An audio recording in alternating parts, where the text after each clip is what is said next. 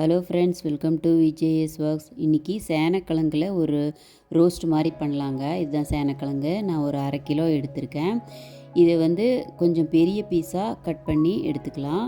இது பாருங்கள், இந்த சைஸில் எடுத்துக்கலாம். கொஞ்சம் தடிமனாக இருக்கணும், அந்த மாதிரி எடுத்துக்கலாம். அப்போ தான் நம்ம செஞ்சு எடுக்கிறப்போ அது உடையாமல் இருக்கும். அதுக்காக அதை கட் பண்ணி இப்போ ஒரு தண்ணியில் போட்டு கொஞ்சம் மஞ்சத்தூள் 1/2 ஸ்பூனு, உப்பு 1/2 ஸ்பூனு, புளி கரைச்சலை ஒரு 3 டேபிள் ஸ்பூன் ஊற்றிக்கலாம்.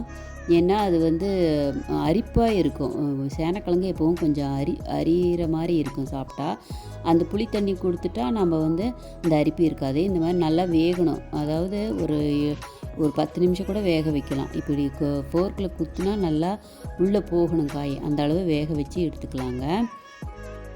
இது வந்து பழைய கிழங்கா கொஞ்சம் பார்த்து வாங்குறப்போ, பழைய கிழங்கா இருந்தால் நமக்கு அந்த அரிப்புத்தன்மை கொஞ்சம் கம்மியாக இருக்கும். அந்த மாதிரி சேனக்கிழங்குக்கு பார்க்குறப்போ புது கிழங்குன்னா அரிப்பு அதிகமாக இருக்கும். அதனால் பழைய கிழங்கா வாங்கிக்கோங்க. அதை வந்து 10 நிமிஷம் வேக வச்சு வடிகட்டி எடுத்துட்டோம். இப்போது ஒரு பவுலில் வந்து கடலை மாவு 3 டேபிள் ஸ்பூன், அரிசி மாவு ஒரு 2 டேபிள் ஸ்பூன் விட்டு போட்டு கொஞ்சம் தண்ணி கொஞ்சமாக விட்டு நல்லா கலந்து எடுத்துக்கலாம். இந்த மாதிரி கெட்டி பதத்துக்கு கலந்து எடுத்துக்கலாம். ஒரு பாத்திரத்தில் அந்த வடிகட்டின காயை போட்டு, சேனக்கிழங்கை போட்டு, காரம் நம்ம டேஸ்ட்டுக்கு தகுந்த மாதிரி 2 டீஸ்பூன் போட்டு, உப்பு காயில் போட்டிருக்கோம், அதனால் கொஞ்சமாக உப்பு, இஞ்சி பூண்டு பேஸ்ட்டு, கரம் மசாலா ஒரு 1/2 டீஸ்பூன், இஞ்சி பூண்டு பேஸ்ட்டு கொஞ்சமாக போட்டால் கூட போதும். அப்புறம் அந்த கலந்து வச்சுருக்கோம்ல அந்த மாவு, கடலை மாவு, அரிசி மாவு, அந்த கலவையை ஊற்றி நல்லா மிக்ஸ் பண்ணிடலாங்க. இது மிக்ஸ் பண்ணுறப்போ கொஞ்சம் ஃபோர்க்கில் குத்தி விட்டால் கூட அந்த மசாலாலாம் காயில் நல்லா இறங்கிடும். இது வந்து ஒரு 10-20 நிமிஷமே ஊறலாம். 1/2 மணி நேரம் கூட ஊற வச்சிடலாம். ஊற வச்சு எடுத்துட்டு இதை வந்து நம்ம எண்ணெயில் டீப் ஃப்ரை பண்ணாதெல்லாம் நல்லா தான் இருக்கும். நான் வந்து இப்போ தோசைக்கல்லில் ரோஸ்ட் மாதிரி போட்டு எடுத்துக்கலான்னு பார்க்குறேன். இது தோசைக்கல்லில் ஒரு 3 டேபிள் ஸ்பூன் ஆயில் விட்டுட்டேங்க.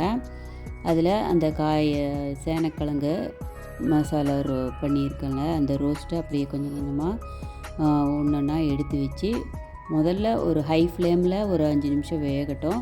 அதுக்கப்புறம் அடுப்பை சிம் பண்ணிவிட்டு வேக வைக்கலாம். கொஞ்சம் திருப்பி போட்டு வேக வைக்கணும். பொறுமையாக வேக வச்சா நல்லா ரொம்ப டேஸ்ட்டாக இருக்கும். பாருங்கள், இந்த மாதிரி திருப்பி விட்டு வேக வைங்க. இப்படி திருப்பி விட்றப்ப அடுப்பை வந்து கம்மி பண்ணிக்கலாம். முதல்ல போடுறப்ப கொஞ்சம் தோசைக்கல் கொஞ்சம் காஞ்சி இருக்கணும்.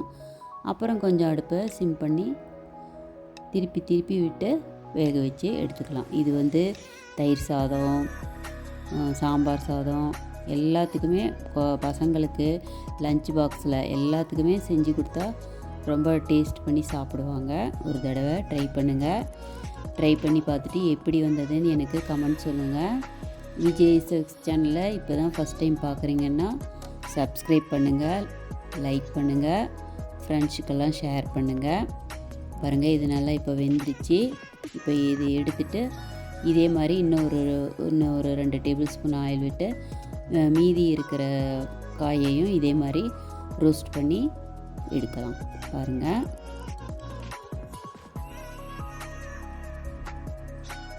காரம் உங்கள் டேஸ்ட்டுக்கு தகுந்த மாதிரி சேர்த்துக்கலாம். உப்பு வந்து நம்ம காய் வேக வைக்கிறப்பவே சேர்த்திருக்கோம். அதனால் உப்பு கலக்கிறப்போ, மசாலாவில் காயை கலக்கிறப்போ உப்பு பார்த்து நீங்கள் சேர்த்துக்குங்க.